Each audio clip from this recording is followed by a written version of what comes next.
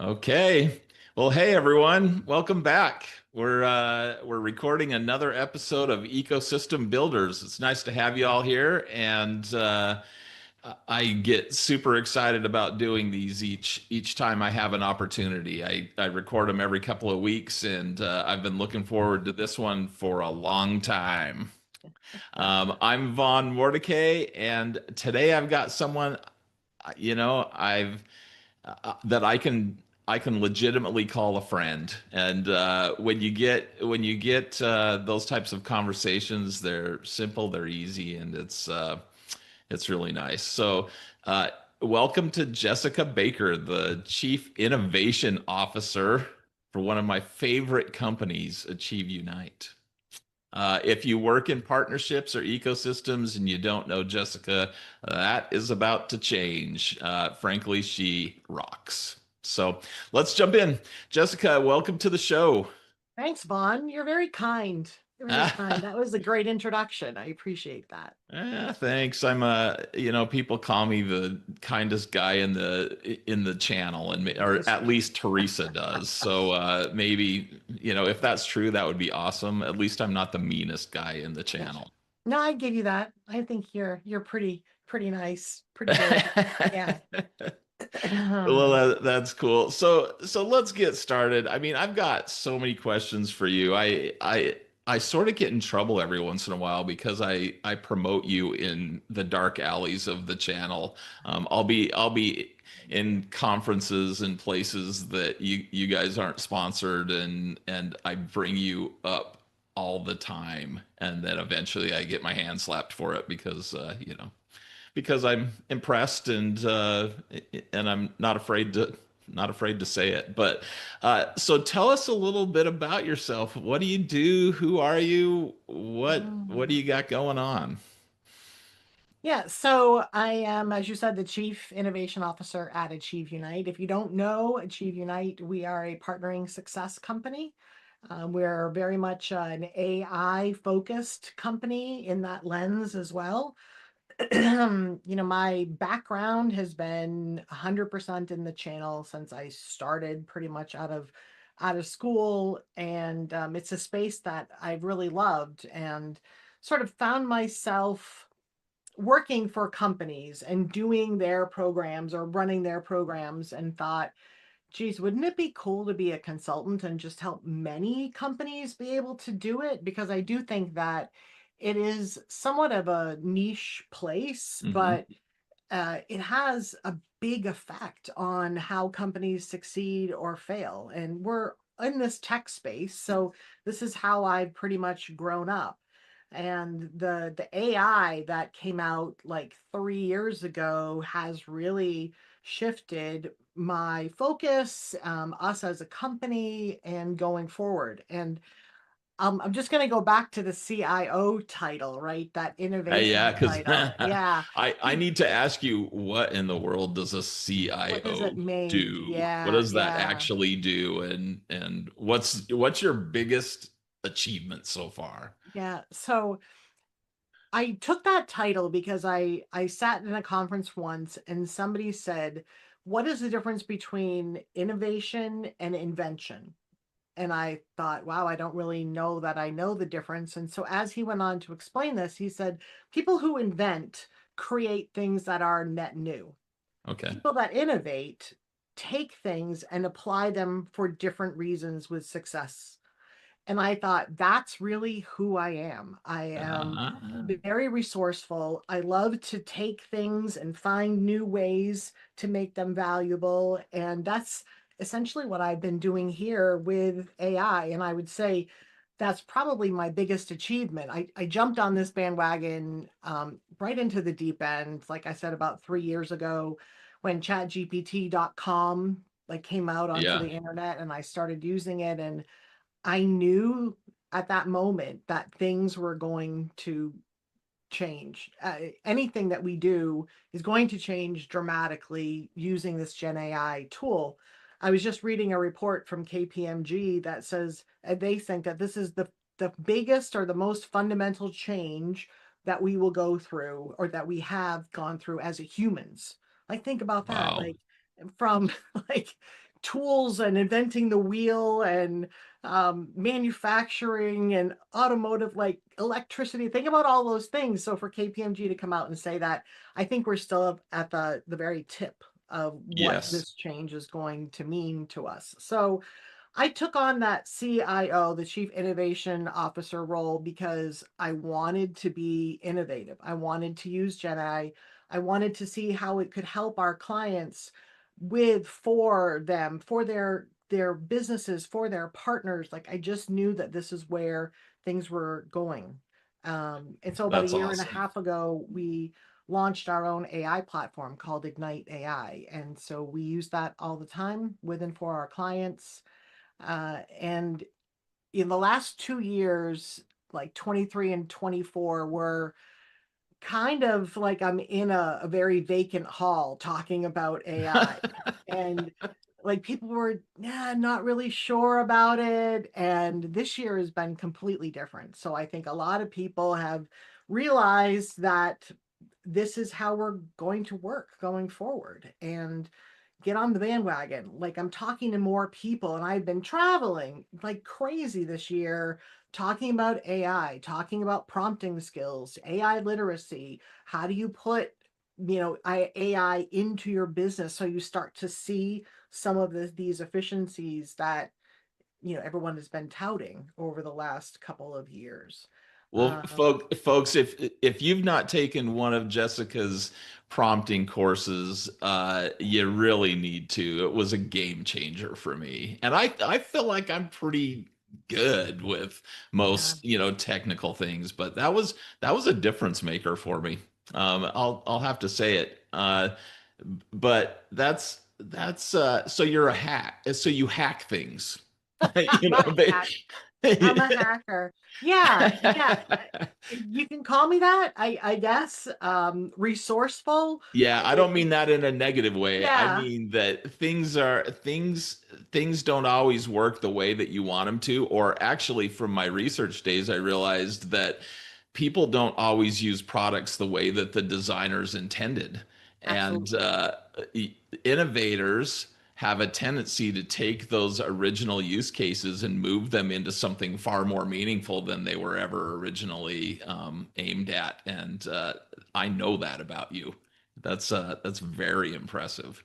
Well, thank you, Vaughn. Yeah, it is. But it's cool too, like I've Yeah. always liked, I think I intentionally chose the technology space out of school because I knew that was going to be really interesting and always changing and always learning. And then finding myself in the channel and working with partners and partner programs and things, I just knew this just lines up so perfectly, this new Gen AI experience and how we can bring it to everybody. It's like a new refreshing thing in our industry and in our world. So, Yep. Okay, I'm about to ask a really personal question, oh and I'm boy. and I sort of apologize in advance, but not really. But when you look in your background, okay, Yeah. there's a gigantic millennial falcon. Is your Tell us a little bit about what you do outside of work and Oh. how that's impacting your work. And then is the reason that you're into AI because of Star Wars? Oh. I don't know if that's the reason I'm into to technology. I mean, obviously I'm a big Star Wars fan, you can tell that, but when I was growing up, so I'm a child of the 70s, and uh, Star Wars, the original Star Wars came out in 77, 78, was in the theater for about 18 months. I remember going to the movies. It's like one of my first memories as a kid, going to the movies with my mother and seeing Princess Leia in that shot where she's feeding that information into R2D2, and then watching her throughout that movie, I came away with, I want to be just like Princess Leia. And not that I wanted to be a princess and like, but she was a strong, smart character. And Yeah. if you think back in the 70s, there weren't a lot of smart, strong female characters. And so I just sort of leaned into that. And God love my mother, I wanted the braids on my head every day before I went to That's awesome. school and all that kind of stuff. And then kind of got out of it for a while and then back into it when my son was young and the prequels started coming out. And people ask me if I like Star Wars now in the Disney era, and I do. I love it all. Yeah. So I don't know that that's really affected my work. But I think that you need to be I love the concept of being a fan. Like if you're a Uh-huh. fan of something, like it's joyful and you get, value out of that and in the kinship of being in a group of friends that also likes the same thing that you like. And I think I like that whole almost like ecosystem building, if I was to relate it back of, the friends that like the same thing. I think that's a marvelous thing to do, and who doesn't want more joy in their life? So I think that's just a very joyful part of me, and maybe just continue to fuel my curiosity. um I There are other things I do besides Achieve Unite. I volunteer a lot of time with organizations in my community. And I happen to sit on a board of trustees for a local charter school. And I've been there for about 6 or 7 years now. Wow. And I remembered hearing one of their core tenets is the power of yet. And I'd never really heard that up until connecting with this school. And it's really important, or if you just like say yet at the end of any sort of sentence, it has a much more positive ring to it, right? I Yeah. don't know how to prompt yet. Yeah. I don't know how to whatever navigate this problem yet. So if you just put yet at the end of all of these sentences that you tell yourself, it frames it into more of a curiosity centered thing where you can find an answer, you just haven't already. And so I think that's, if I've taken one thing away from that, I think it's been that, and that kind of goes across my life. Um, Wow. I think every time I talk to you, I learn something. That's a, I, you know, I try to be an internal optimist, and I use this concept of yes and, right? But and yet even adds value on top of that. I Mhm. really like that. Yeah, That's super cool. there you go. There's your one thing for the day. Yeah, I love it. Okay, so uh, just will you give me, I don't know, a minute on what you feel like Achieve Unite accomplishes in partnerships and in the industry? I think I know what they're doing, but the listeners might not all know what they're doing, and I feel like you've got a cool business that's unique and not always understood. So help the world understand. Help the world understand Achieve Unite. Okay, so we help vendors predominantly in the tech space use partners, channels, and ecosystems in a way that lets them be successful with that model, right? How they do it smarter, how they do it faster. And lately, it has been how you use AI in that whole go to market motion. How do you use that internally? How do your team members use it? How do your partners use it? Things like that. Helping companies figure out the co's, right? Co-sell, co-develop, integrate, co-market, all those co's, right? It is that is like the new thing, I think, going forward. Everybody wants to co-sell. Nobody really knows exactly how to do it. How do we do it smarter, faster? How do we train people so that they know how to do all of those things? And how do we make sure that they're successful in that outcome? And so we tend to work with clients on strategy, on program, but also in development of their team. We have a very vibrant kind of training, enablement, development practice that is all around the business of partnering and how you have some of those soft and hard skills as a person that's working in this market that we're in. One of the cool things that Achieve Unite also has, and I would be remiss if I didn't mention it, is our PQI Yep. assessment. So we did an amazing book of research with Arizona State and Notre Dame University understanding how people build trust with each other. And it was about 18 months in the making, and it came out in a published educational journal. There are 5 predominant ways that people understand trust or build trusting relationships with people, and you have a natural tendency to have one more than the other 4. We actually need all 5. And when I think about AI and the intersection of trust, this assessment, this understanding of how you have a trusted relationship in this new AI era that we're in is very, I think, unique and very powerful. So as we're having these conversations with our clients about their go-to-market strategy, about leveraging AI, about developing their skills, we're also talking about developing trust and how we do that and how you do that as an individual and relate to the other individuals in your ecosystems. So I know that was I more than a asked minute, but sorry. No, that was awesome. I asked someone a really hard question the other day. They were talking about how you develop human relationships in this world of AI, and they were saying, "Oh, well, you know, AI speeds things up, it gives you more time, blah blah blah." And the question that I asked them was, "Well, currently the younger generations don't want to speak to people, Yeah. right? Like they avoid it, and the buyer process is actually almost entirely digital, and AI is speeding that up. How do you have trust, and how do you generate relationships when the that relationship cycle is a little bit broken right now? Do you have a Yeah. view on that, given this cross section of promoting AI but also promoting trust, and that those two things might be a little bit antithetical to each other? So I think they're very closely related. Oh, So okay. let me just take you on a little history lesson here. I think we have closed the book on the knowledge-based era.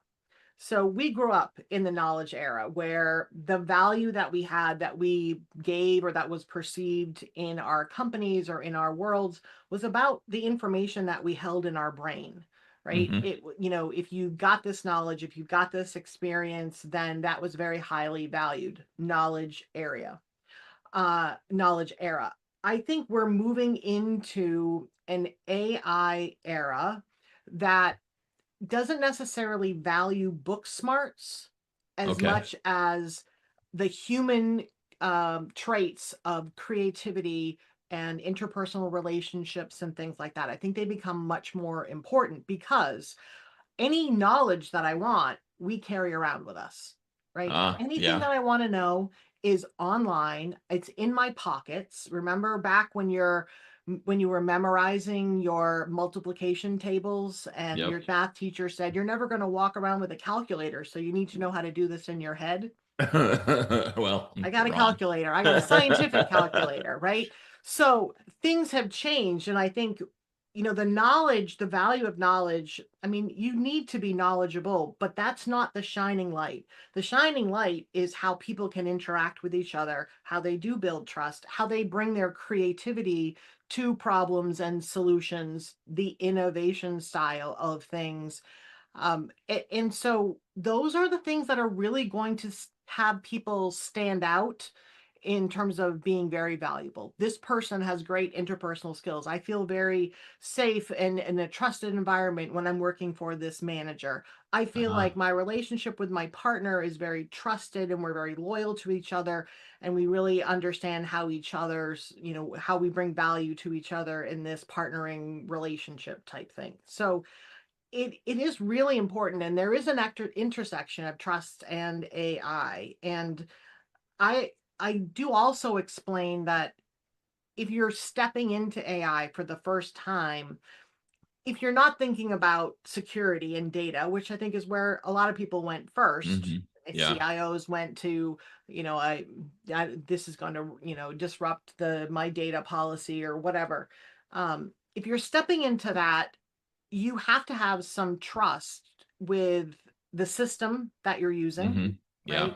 right? in sort of the answers that you're getting to know or to believe that they are correct, you have to have trust in the organization that gave it to you, right? Right. So, Yep.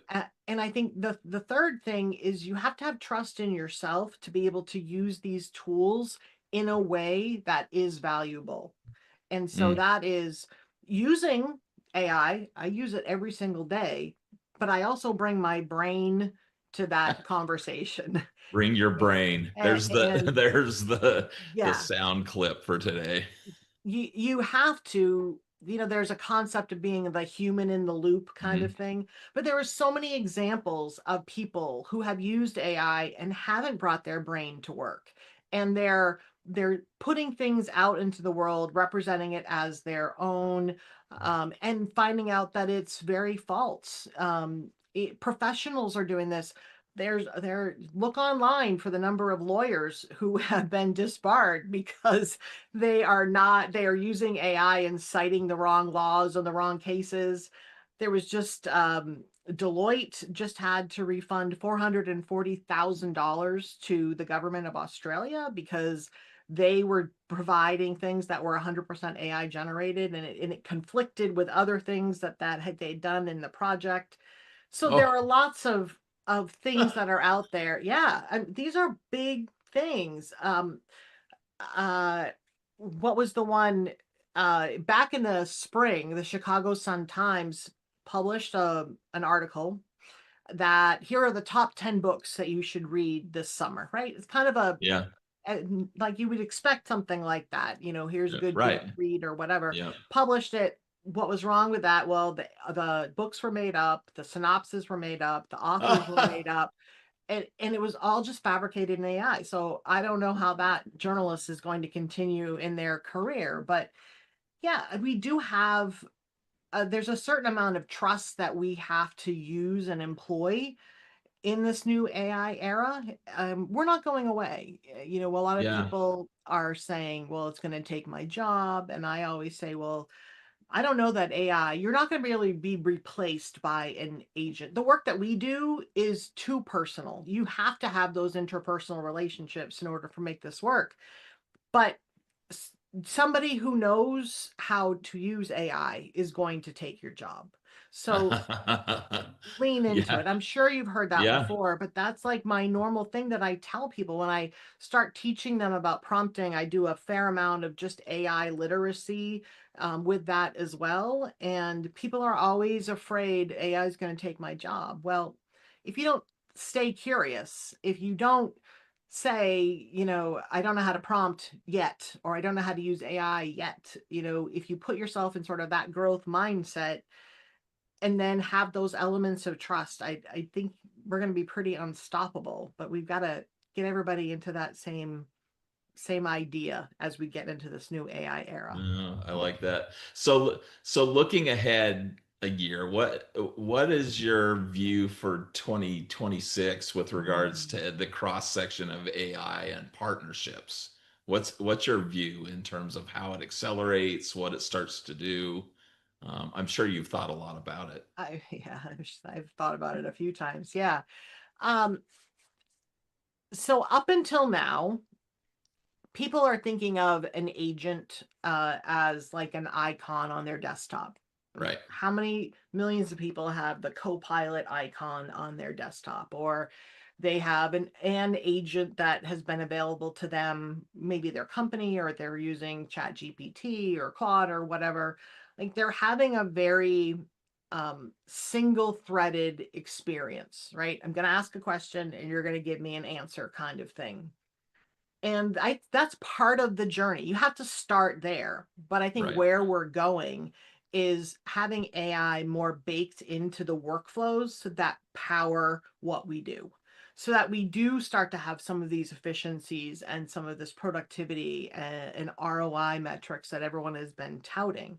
But you're not going to get that at scale unless you start to bake some of these capabilities into your workflows. Mm, The one that I always kind of share as a vision. Everybody in our world does QBRs, right? yep. So quarterly business reports. Show me one person who actually enjoys that motion of going to find the 7 different places with data that you have to then pull into this one PowerPoint template or whatever, and then show it to your boss and then show it to your partner. Like it takes a lot of time to do that. And if Yep. you're managing more than one partner, it could be too much. Like you could just spend your first month of a quarter pulling these things together. Well, Mhm. imagine if on the first day of a new quarter, you had an agent that was your QBR agent, and that agent went out and found all the data that it needed, put it into the template that you use, the PowerPoint or the Excel file or whatever it is, delivered that to you in your inbox for every single partner that you worked with, and had already set up a meeting with your manager to review and with your partners to share. And it was all done on day one. It's funny that you mentioned this because I actually was in a meeting one time where someone said that they had created an agent to do that. It took their QBR creation time from 10 days down to 3 hours Yeah. for the entire process. And that's the efficiency that we're looking for, right? Yeah. That's taking something that is rather administrative and not necessarily high value. Your value in that whole QBR equation is looking at the data, understanding it, bringing your brain to work, right? And then Mhm. having the conversation with your partners to get the plan in place and moved and adopted. And so, yeah, you take it from 10 days to 3 hours. Holy cow. Now you have a lot more time to spend in that strategic mode of your job, where I think where the value is really found in that partner account management lens. Being able to be the thought leader, having a seat at the table, whatever you want to call it. If you can spend more time doing that and less time like filling in boxes, I think that's what we're all looking I for. could avoid filling in Yeah, boxes in my day. yeah, That would be yeah, nice. I think there are a lot of implications for this, even in terms of people's management of the long tail. Okay, we're running out of time. oh Um, gosh. and and I there are two questions. Do you have time for two questions? Sure. Yeah. Okay. The first one that I like to ask everyone is there's got to be a time where you just totally mucked something up. But as a result of that, you learned something that has totally stuck with you from now until the end.